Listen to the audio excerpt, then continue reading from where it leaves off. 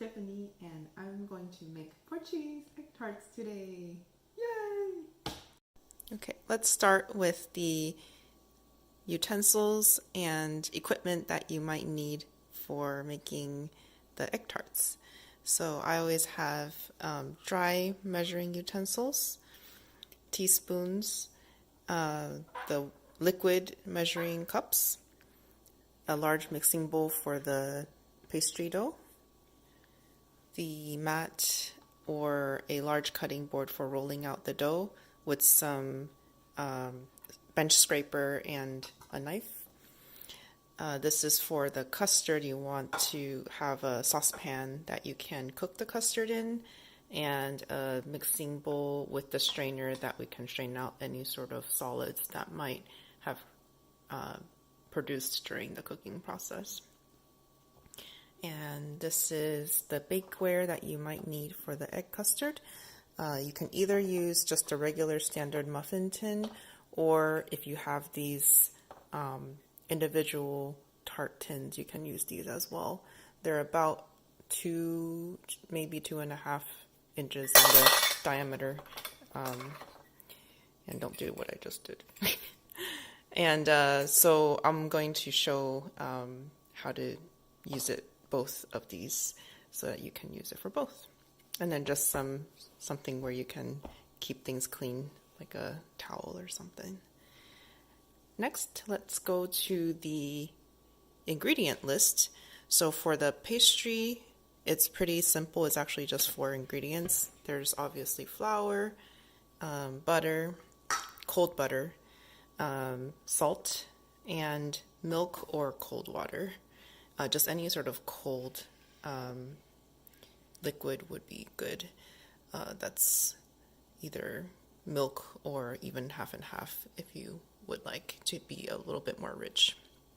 For the custard, you would need 4 egg yolks, sugar, cornstarch, half and half or heavy cream, and milk as well.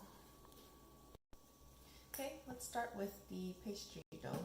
So first, I'm going to measure out 2¼ cups of flour.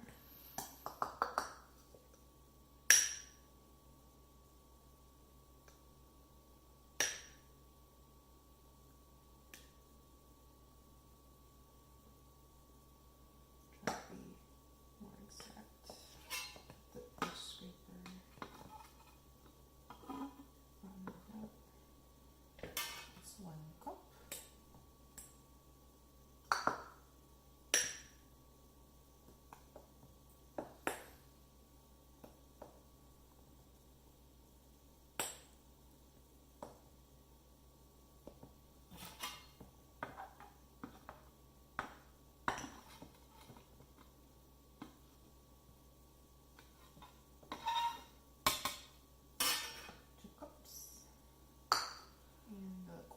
Measure.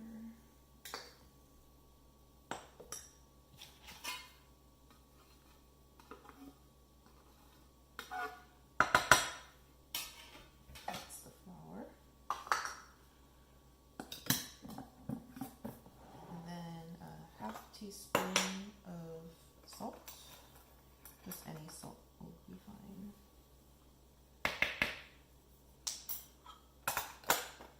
And then need a fork to mix that together.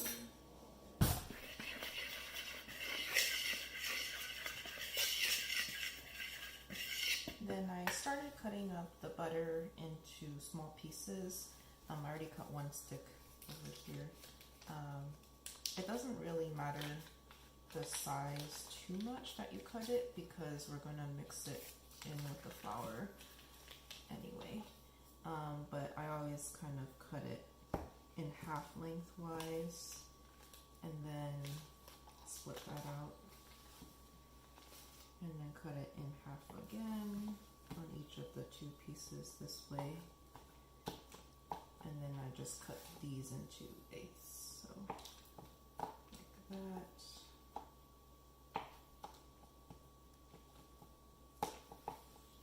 And it's really important that the butter is cold, otherwise your pastry won't be flaky, and they'll also be very difficult to cut into these pieces.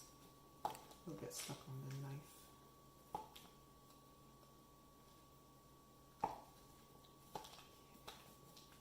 So then this is, and dump this all into the flour.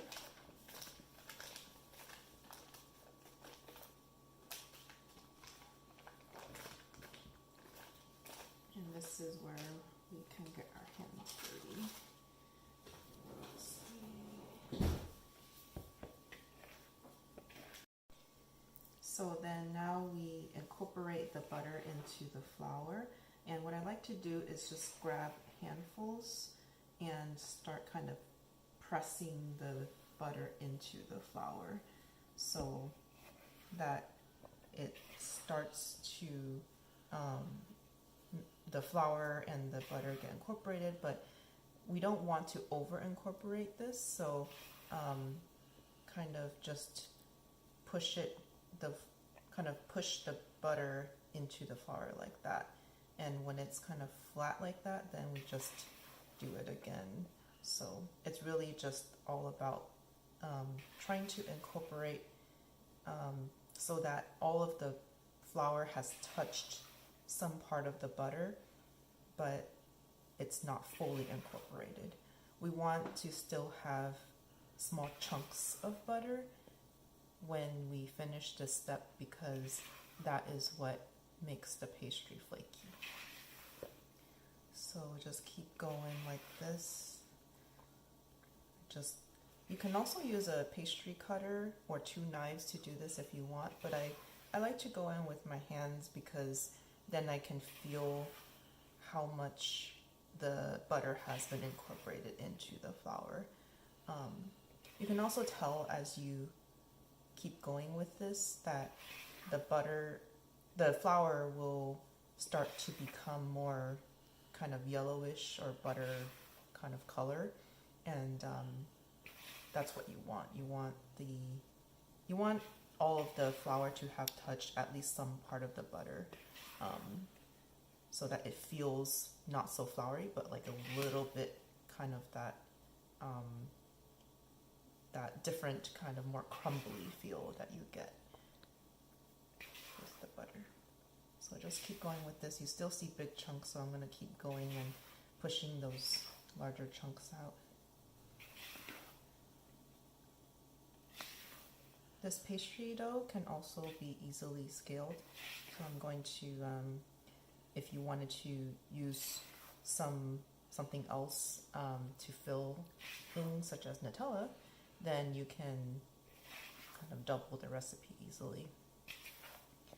This is also the exact portion size if you wanted to make a double crust pie, like an apple pie or some sort of a berry pie with the upper and lower crust.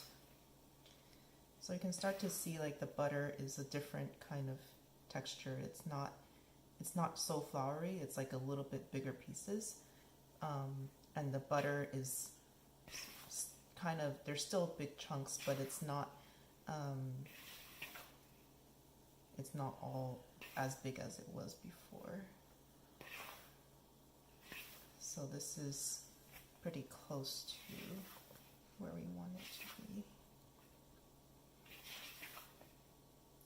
People also do this step in the food processor, but I find that the food processor, it can easily go over and over mix, and then it's hard to kind of undo that. You can't really undo that if you are doing it with the food processor. So that's why I like to use my hands, is you can control what you want the sizes to be more easily. Okay, so this is pretty much done. You can see that the flour has changed kind of color, and then there's still big pieces of these butter left. The flour has changed color. Okay, and now we want to add in milk. So this recipe calls for a half cup of milk. So half cup right there.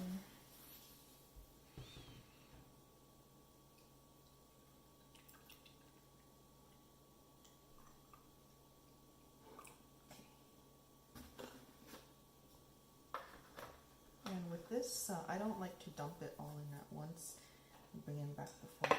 I like to do a little bit at a time and then use the fork to kind of toss it. Right, and then toss it around.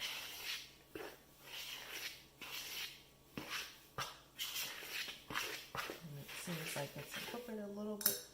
Do a little bit more. That way it's more easily distributed. This is the part where you want to be a little bit more gentle with the dough. You don't want to over mix this because again you want to make sure that the butter, there's still big chunks of it. So. Go.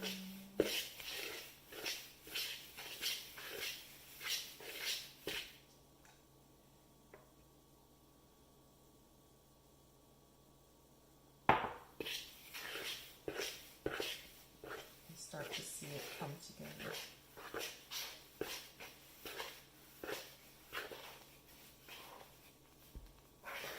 And the last little bit.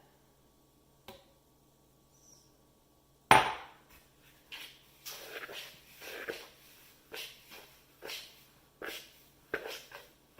so when it gets kind of hard to mix with the fork, then you can dump it into your work surface or this cutting board.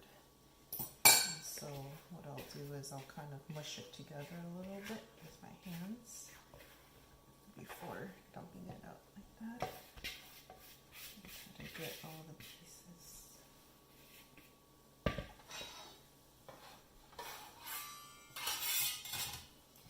Okay, so now all we want to do is kind of form this into one giant piece of dough.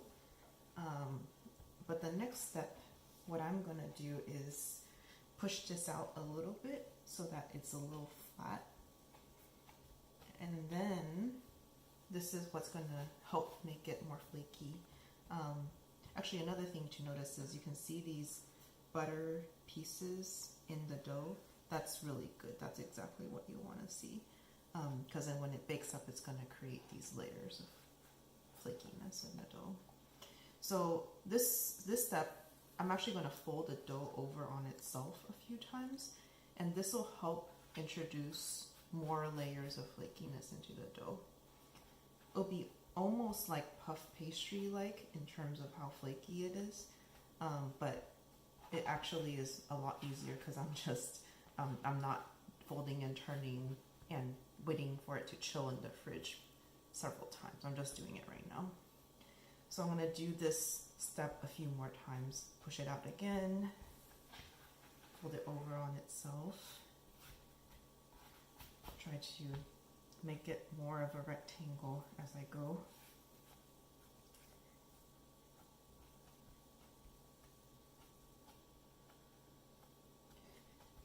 And then one more time. Okay, so now it looks pretty good. This also helps with making sure that the milk is evenly distributed in the dough. Okay, so I'm trying to make this more rectangular-like so I can split it into two pieces. Because when I roll it out later, it'll be easier if they're two separate smaller pieces. This part doesn't have to be super exact in splitting the dough because this is all going to be rolled out and cut into small pieces anyway. If you're doing a double crust pie, then you'd want to cut it so that one piece is slightly larger than the other, so that because the bottom crust has more surface area, requires more surface area. Okay, so this is one piece, this is second piece, and then I'm gonna wrap this up and put it in the fridge. Get my saran wrap out.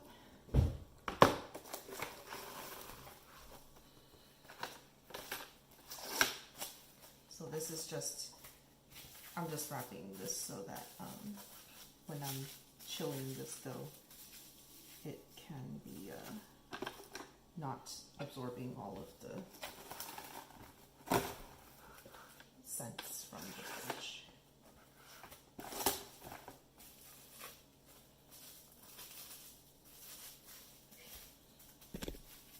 Okay, so now I will throw this in the fridge. So let's get started with the custard. So I like to measure out the dry ingredients first because it tends to make less of a mess. So it will be 3/4 cup of sugar. So there's a 1/2 cup measure here.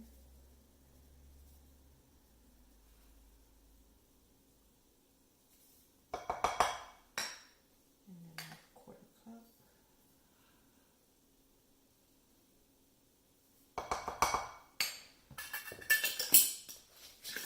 And it's 2.5 tablespoons of cornstarch. So this is a tablespoon measure. That's one, about 1, 2,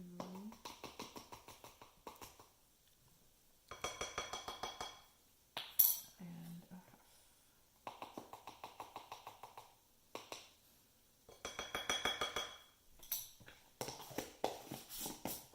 And then 1/2 teaspoon again of salt.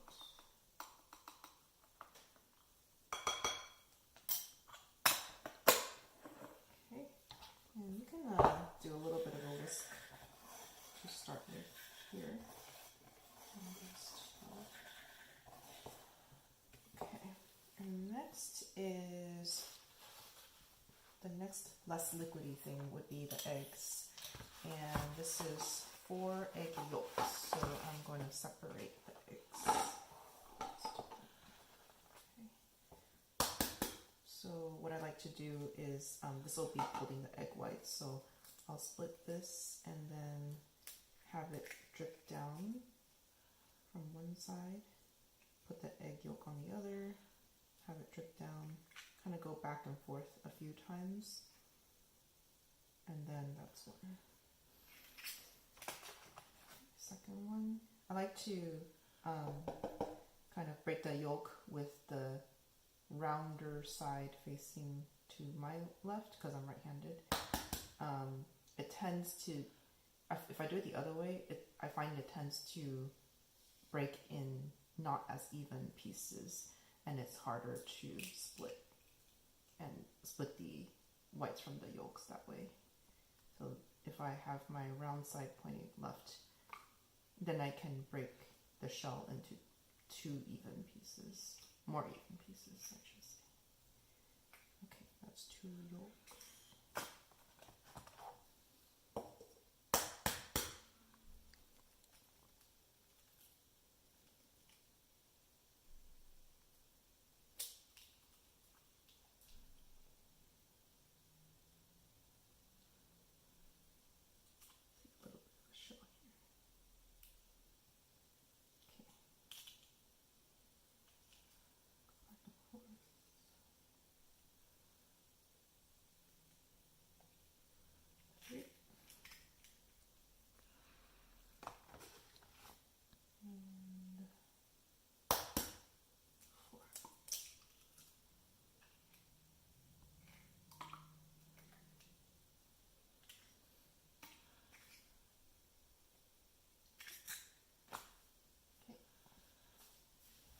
Hands a little bit.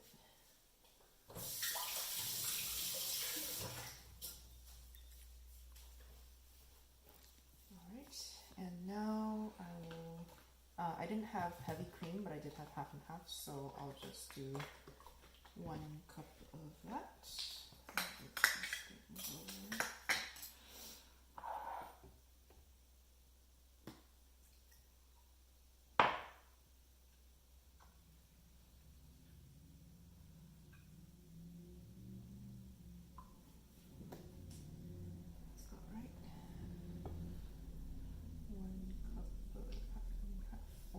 Cream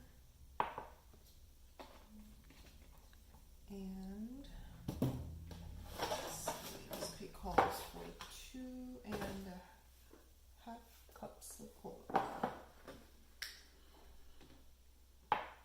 could use a 2% milk if that's all you have, but whole milk makes it taste a bit richer. So 1, 2, and a half.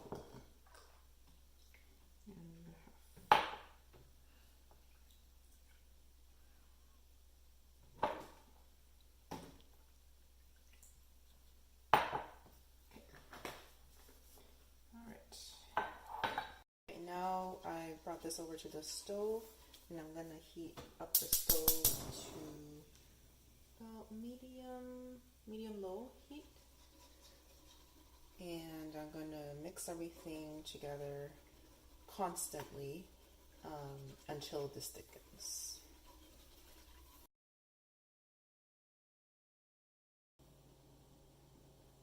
Okay, so I think it's pretty much there, and the way that you can test this is, they always say like if it holds its shape after you run it in the back of the spoon. So this is what it means. You put a spoon down and you see if you run a line through it, that line stays. It doesn't come together. So this is exactly kind of that thickness that we want. Okay. So I brought this mixture over, and all in all it took about 15 to 17 minutes to get to this point. And so now I'm going to strain it because I don't want any sort of solids to appear in the mixture. So I'm just going to pour it straight in, and it should strain pretty easily because it's not like so thick that it won't go through the mesh strainer. So I'll just help it get through the strainer by doing that.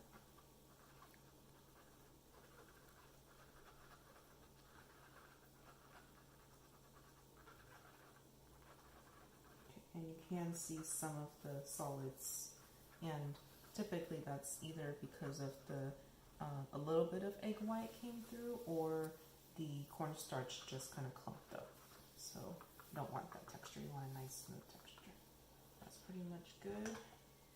And again with the saran wrap, with these kind of custards you always want to make sure to cover it so that the saran wrap is right on top of the surface of the custard so that a skin doesn't form. And yeah, you want to do this when it's hot because by the time it cools down, that's when that skin forms. So this will help avoid that to happen. Okay. And now we just want this to cool down.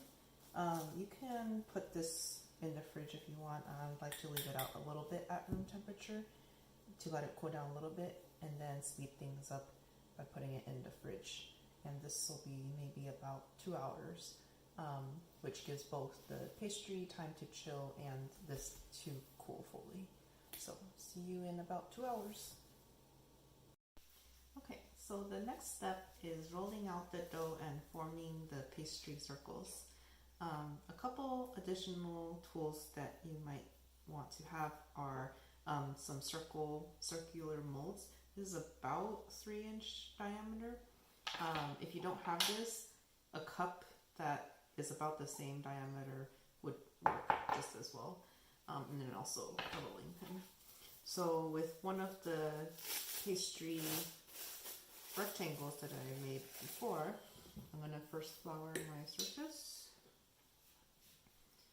make it a thin layer, and this bench scraper will help to make sure that it's not sticking on the bottom as we're rolling things out. So I'm going to flour lightly my surface, push the extra to the side. So this has been in the fridge for a few hours, so it's a bit more sturdy. And I just start from the center and roll away from the center. So I'm going to roll this into a long rectangle and keep turning the dough as I'm doing it, just to make it easier. in the beginning, but as it gets bigger, I'm just gonna have to keep it in one place and roll away from it. So if you're doing a circle, then obviously it would be easier to form it in a disc first, unlike what I did in the beginning when I was forming the dough. But in this case, since we're cutting things out, it's just going to be a big rectangle to make things easy for us. So here it's starting to stick to the pin a little bit, so I'm just going to flip it over. Put a little bit more flour on the bottom.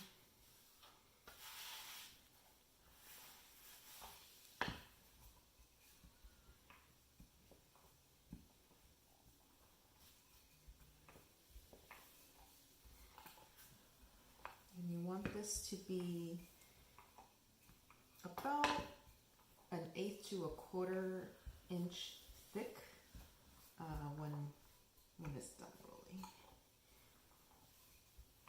This is a good arm workout. So this gotta be careful. I was a little bit careless. You don't want it to fold it over on itself.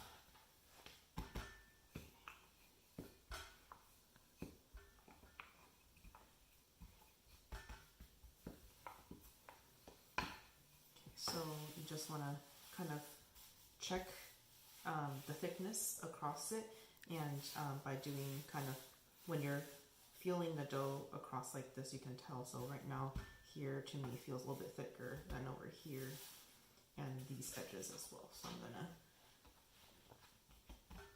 pull this down a little bit and roll this side a little bit more. Important thing is not to stretch the dough. You want to roll the dough, but not pull it with your hands.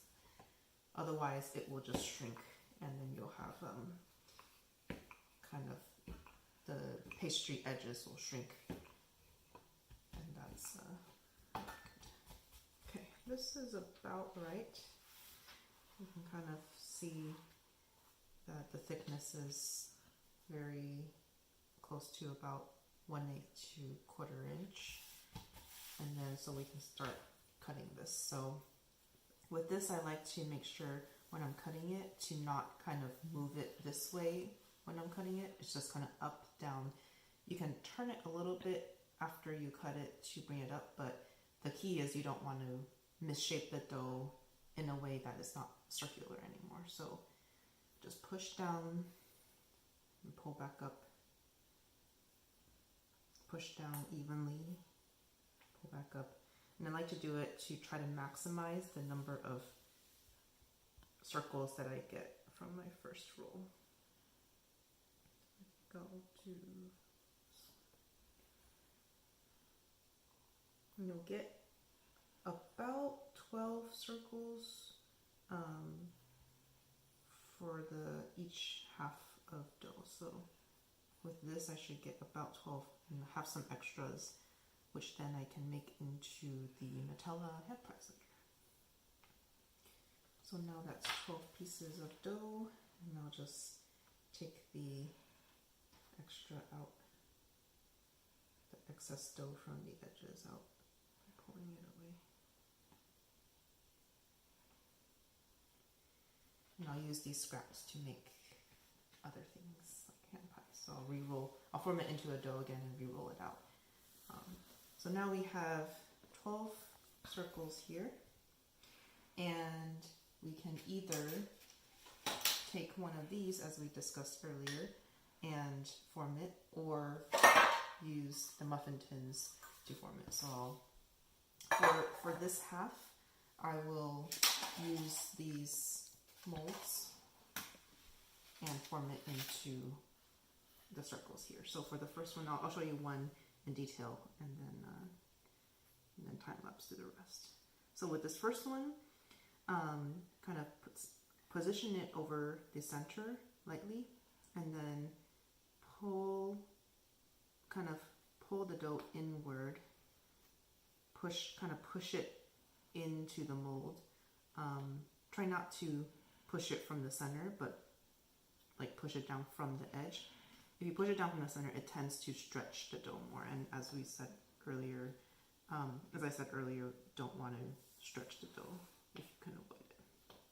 So then by doing that, and then kind of lightly pressing it against the edge, it doesn't have to be perfectly to the edge because when it bakes it will puff up a little bit because it has those layers that we made earlier from rolling it out. So then that's one, and that's done. And I'll complete the rest.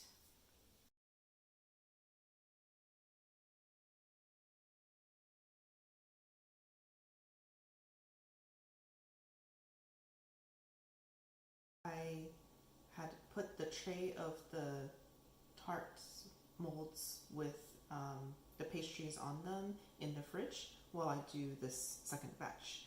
And as I said before, I'm going to use these muffin tins to show how to do it in case you don't have those tart tins available. So with this, it's pretty easy. You just kind of lay it centered as before through the hole, and then you just slide it gently through. It's actually almost a little bit easier because that's all you really have to do. And then you, to make sure that the bottom is in full contact, you just push it, each of the edges down a little bit with your tips of your fingers, and then that's it.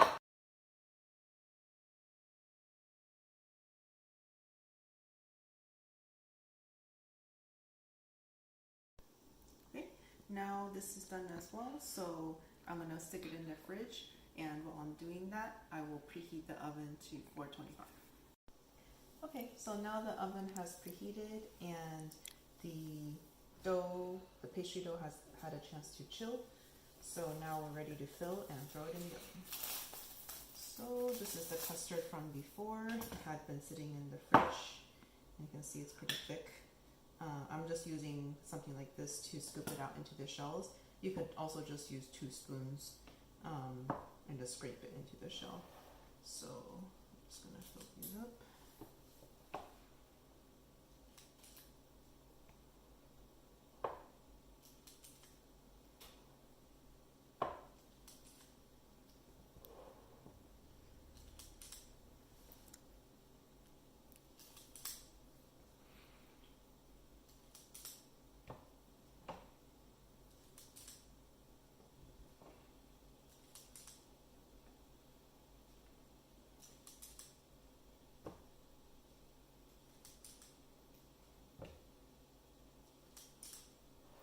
So after I do that first one, I like to kind of shake it and see if I want to add a little bit more. It looks like. So basically you want to fill it up until it's about that full. Maybe 1/4 of an inch or so from the surface, from the edge. It was about like 1.5 of these. I think these are tablespoons.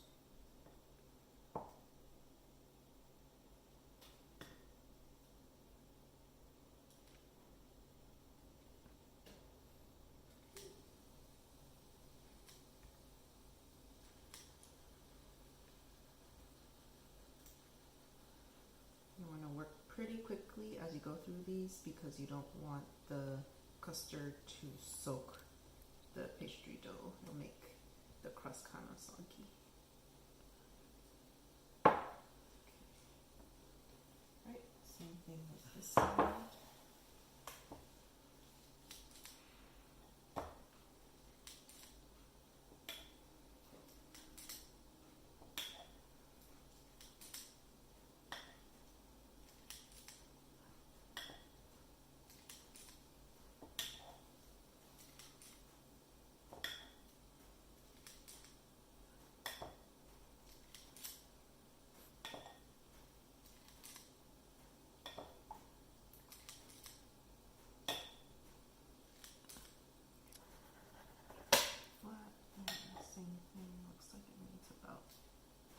Tablespoon or so more.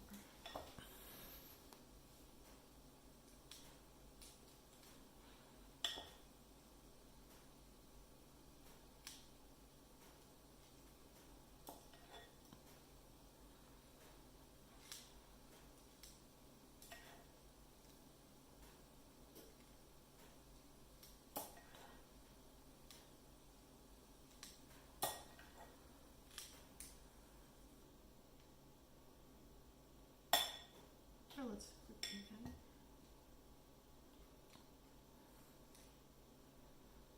Okay, now I'll throw. Oh, this one is a little bit of a perfectionist here.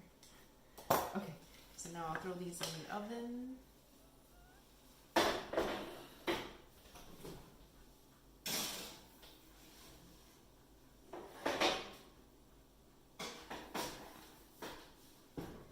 So I'm setting the time for 10 minutes at 425, and then I'll turn the temperature down to 400 for about 25 minutes.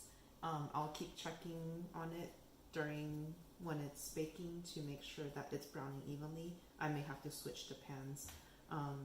Another thing to note is the one with the tart trays is more of a reflective surface, so it might need actually a little bit longer compared to the muffin tins, which are darker, which will absorb the heat more. It tends to brown more quickly compared to the reflective ones. So, so the tart tins may have to take additional 5-10 minutes. So we'll wait and see how it turns out. Okay, so after 25 minutes, this is what it looks like. So you can see the top has some brown bits, and that's exactly what we want to see for Portuguese egg tarts. And then this one, you can see it's slightly less brown, so I might keep that in there for another 2-3 minutes to get it a little bit slightly more browned. And this is what it looks like for after 3 more minutes for the ones in the tart tins. And it's all ready to go. Okay, so I have removed the tarts from their tins and cooled them on a wire rack. So now it's time to taste. They're still a little bit warm, which is how I like it the best. So I'll take one of these. See? That's so pretty with the ridges.